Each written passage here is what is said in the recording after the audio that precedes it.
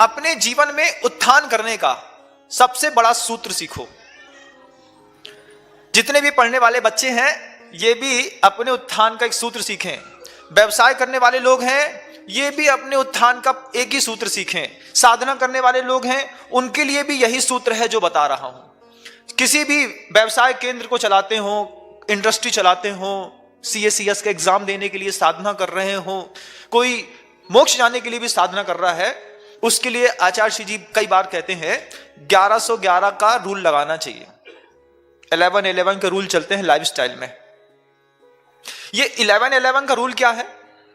आपने पढ़ाई शुरू की, आपने अपना बिजनेस शुरू किया नया, आपने साधना शुरू करी नई। अब 1111 दिन तक ये मत सोचो कि इस साधना से, इस व्यवसाय से, इस पढ़ाई से मुझे कुछ मिलेगा। लाइफ में ये रूल लगा के देखना बंधुओं, बहुत इतना शानदार रूल है कि जिंदगी बदल देगा। 1111 का रूल कहलाता है। 1111 का रूल क्या है कि 1111 दिन तक मतलब 3 साल तक बिजनेस से ये मत सोचो कभी कुछ मुनाफा होगा। कारखाना डाला, 3 साल तक ये मत सोचो इससे पैसा निकलेगा। साधना करी, मुनि बना, आज का बना, 3 साल तक मत सोचो कि मेरी साधना की प्रकर्षता और प्रखरता मुझे खुद दिखाई देगी। CACS कर रहा है, 3 साल तक कुछ मत सोचो कि इसका रिजल्ट अच्छा आएगा। सिर्फ पढ़ो, सिर्फ करो। 1111 का रूल लगाओ मात्र, और 1111 दिन तक किसी भी पुरुषार्थ में पलटो मत। किसी भी पुरुषार्थ करने में अपने आप में उससे किसी चीज की अपेक्षा मत रखो। 1112वां दिन आएगा और जिंदगी भर के लिए वो तुम्हारी साधना तुम्हें धन धान्य से भरने लगेगी। लेकिन हमारी आदत कैसी है? हमारी आदत व्हाट्सएप की लाइव जैसी हो गई है। आप मोबाइल खोल लो, एक चीज ऑन कर लो, एक चीज ऑन करते हो, 3 मिनट सुनते हो, और 3 मिनट सुने, अरे यार इसमें कोई दम नहीं है, दूसरा लगा दिया। उसको भी तुमने 4 मिनट सुना, इसमें भी मजा नहीं आ रहा, नीचे वाला ऐड बहुत अच्छा दिख रहा है, इसको चालू कर दिया। ऐसा करते करते जिंदगी के कितने 1.5 घंटे, 2 घंटे, 2.5 घंटे रात के, दिन के, दोपहर के बर्बाद करते हो। 2 घंटे एक प्रवचन सुना होता तो 2 लाइन की बातें जिंदगी बदल देती।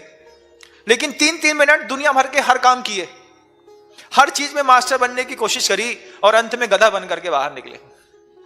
क्या हुआ? दुनिया से हमारे यहां से 2 घंटे का टाइम कल भी चला गया था, 2 घंटे का टाइम आज भी चला गया, और 2 घंटे का टाइम कल भी चला जाएगा।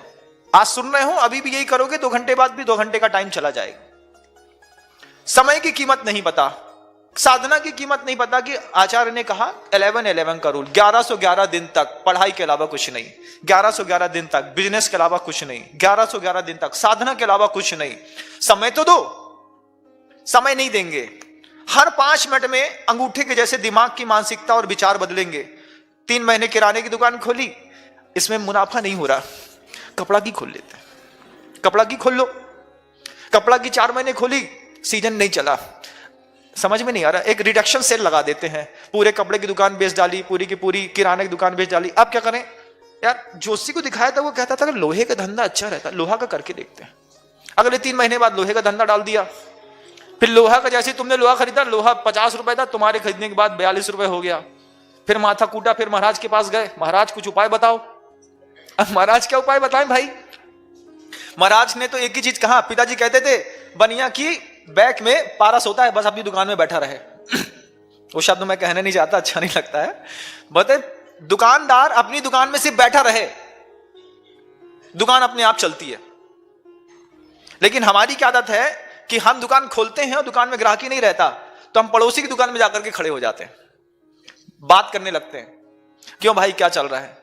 अगर दिमाग भी नहीं चल रहा है बच्चों का, तो वो बच्चे भी यही करते हैं कि बुक्स को बंद कर देते हैं और दूसरी किताबें, दूसरा एंड्रॉइड खोल लेते हैं। जब एनर्जी में टी लगा दिया तो एनर्जी एक फ्लो में नहीं बहेगी, तो तुम्हारा वैसे भी कॉम्पिटिटिव एग्जाम पास नहीं होने वाला है। सबसे पहले स्थिरता ले आओ कि मुझे एक काम एक तरीके से करना है, और ये स्थिरता नहीं है, इसी का नाम स्खलन है। और आचार्य यहां पर कहते हैं साधना स्खलित जीवन में अनर्थ के सिवा और क्या घटेगा। तुमने साधना की ही नहीं, 1111 दिन की भी साधना कर लेते तो कहीं भी बैठ जाते, वहीं से पैसा निकलना शुरू हो जाता।